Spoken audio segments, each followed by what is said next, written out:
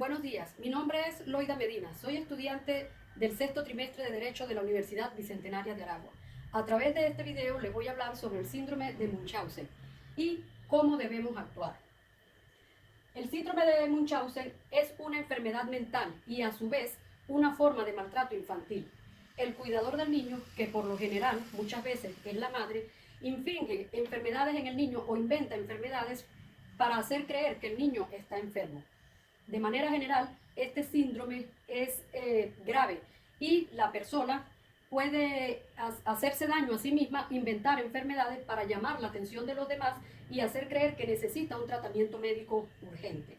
Los síntomas de este signo pueden variar desde leves, con pequeñas enfermedades, hasta graves, como llegar incluso a la muerte. Ahora bien, ¿qué causa este síndrome? A ciencia cierta, muchos médicos aún no lo saben. Sin embargo, la mayoría coincide en que está relacionado con problemas que el cuidador pudo haber tenido durante su niñez, como abuso o maltrato infantil, haber sido violado sexualmente por parientes cercanos.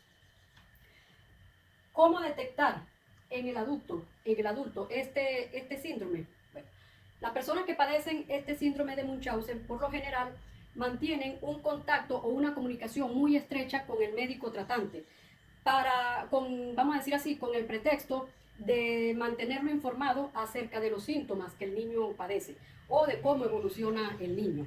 Son personas que muchas veces pueden llegar a adulterar los exámenes médicos o los resultados de laboratorio porque pueden llegar a colocar incluso sangre en la orina o en las heces. Pueden llegar a calentar el termómetro para hacer creer que el niño presenta alta fiebre. Pueden darle medicamentos al niño que le provoquen vómitos o diarrea. Pueden privar al niño de ciertos alimentos que son indispensables para su crecimiento y desarrollo con la finalidad de hacerlo ver enfermo, entre otras cosas más. ¿Cómo puede un médico detectar que un niño está siendo víctima de maltrato infantil por el síndrome de Munchausen? Son niños que por lo general van seguidos, muy repetidas veces, a consultas clínicas, ya sea en hospitales, en centros ambulatorios, en clínicas. Estos niños, por lo general, cuando los llevan a la consulta, siempre van con el mismo síntoma. Pero lo más curioso es que el síntoma solo lo detecta o solo lo ve el cuidador, en este caso la madre, porque el médico nunca ve estos síntomas. Es decir, los síntomas desaparecen cuando el niño llega a la clínica o al hospital y vuelven a aparecer cuando el niño regresa a su casa.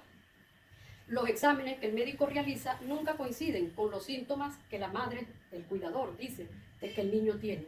Y por lo general, aun cuando se le esté aplicando tratamiento para ayudarlo con los supuestos síntomas que el niño padece, no se ve mejoría, entre otras cosas.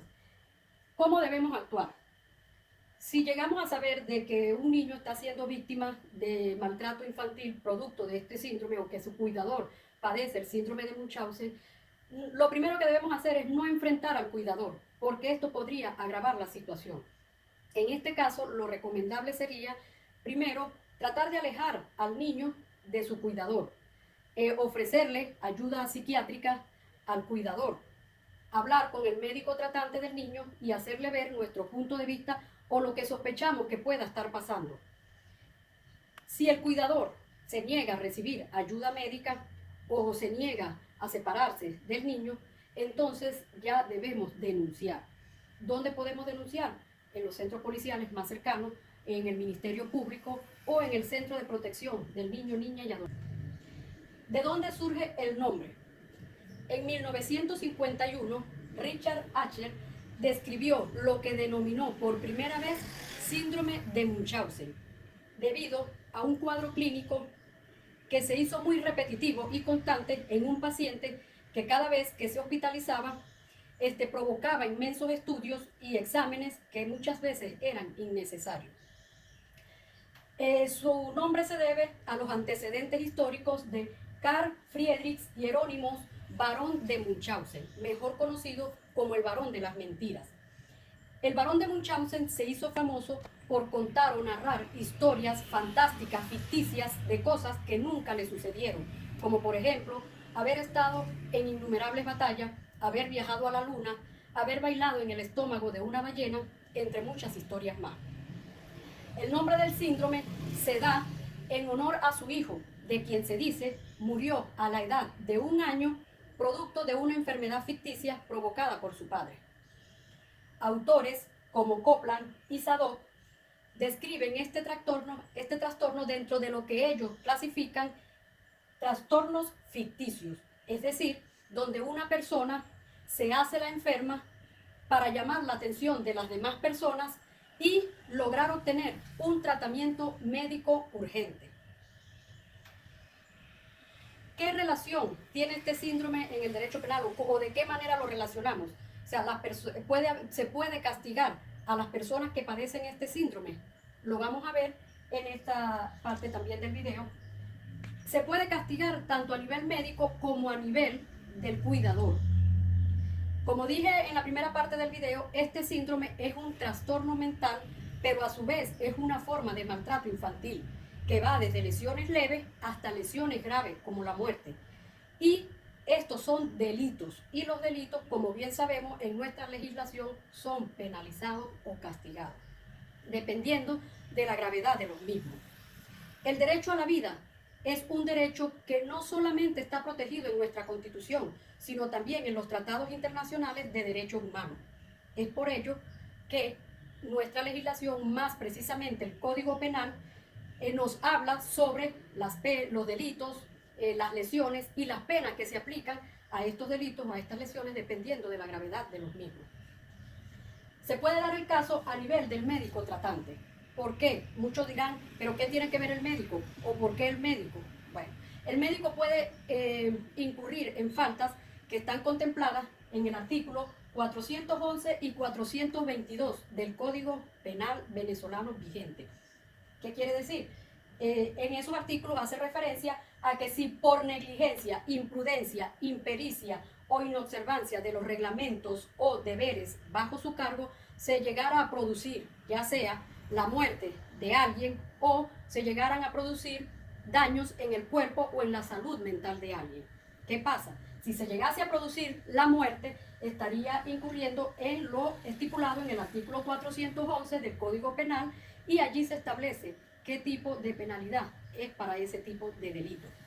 Si se llegasen a producir daños en el cuerpo o en la salud mental de la otra persona, se incurriría en lo establecido en el artículo 422 del Código Penal y allí señala qué tipo de penalidad se puede realizar dependiendo de la gravedad del mismo. Está contemplado en los numerales 1, 2 y 3 de este mismo artículo 422. A nivel de la persona que padece el síndrome o a nivel del cuidador, les voy a hablar de manera general o resumida sobre un caso muy en particular que los invito a que lo lean, lo pueden ver por internet, lo pueden descargar. Es la sentencia número 293 del Tribunal Supremo de Justicia, Sala de Casación Penal, de fecha 19 de julio del 2011. El expediente es el número C11-62. En este caso se habla sobre un niño que estaba al cuidado de su madre y pues por las características que en la sentencia se describen, la madre padecía el síndrome de Munchausen. ¿Qué pasa? Este niño el día 3 de marzo del 2003 se encontraba en casa de su padre, con su abuela materna y con su padre, con quien compartió toda la mañana. En horas de la tarde, aproximadamente a las 2:15 p.m., por orden de su madre, el niño es mandado a buscar y llevado a casa de su abuela materna. Estando allí, la madre le prepara el almuerzo y le sirve al niño. El niño está almorzando en compañía de su hermana mayor y de una vecina de 13 años. Estando aún almorzando, el niño empieza a llorar porque se siente mal y es sacado de emergencia a una clínica. En la clínica le hacen los exámenes médicos, lo hospitalizan, lo tienen todo el día en observación, toda la tarde en observación, y aproximadamente a las 7 p.m. de la noche el niño sufre una descompensación y empieza a desmejorar. Es ingresado a terapia intensiva y posteriormente es remitido a la clínica Caracas. Lamentablemente el niño ingresa sin signos vitales. El niño fallece. El diagnóstico de los médicos con respecto a la muerte del niño fue que el niño murió por un edema cerebral con enclavamiento en las amígdalas debido a una intoxicación por plaguicida. Al realizar el estudio médico, los especialistas, psiquiatras y forenses que evalúan a la madre, en este caso la acusada, diagnostican que la madre padece síndrome de Munchausen por poder y trastorno disocial de la personalidad. ¿Qué es el síndrome de Munchausen por poder? Es la misma enfermedad mental de la que estamos hablando, solamente que en este caso, cuando se dice que es por poder, es porque una persona adulta es quien está ejerciendo ese maltrato a un niño, es quien está infligiendo esos daños o esa enfermedad a un niño. Más adelante, el juez determina que la acusada no presenta ningún trastorno mental y que, por lo tanto, está en plena conciencia de sus actos. Lo más curioso de este caso, de esta sentencia, es que se puede observar que la madre presentaba características que eran compatibles con el síndrome de Munchausen. ¿Por qué? Porque la madre inventaba enfermedades en el niño solamente para llamar la atención de su ex marido. También se pudo comprobar que su hija mayor también fue llevada varias veces a la clínica y hospitalizada por presentar síntomas parecidos a los de su hermano fallecido. Síntomas que dejó de presentar una vez que la niña es retirada del cuidado de su madre y pasa al cuidado de su padre.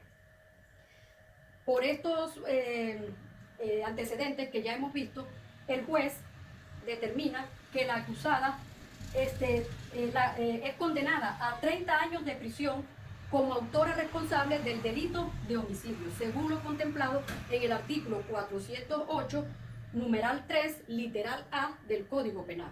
De esta manera vemos cómo sí se puede penalizar, por lo tanto debemos denunciar. Si nosotros vemos o pensamos o creemos que un niño está siendo víctima de maltrato infantil porque su cuidador, que es una persona adulta, que puede ser la madre, el padre o la abuela, están abusando de él, están infringiendo enfermedades que el niño no padece solamente por llamar la atención, no debemos quedarnos callados, debemos denunciar, porque de esta forma estaríamos evitando que se siguieran produciendo daños en el niño o incluso llegar a la muerte.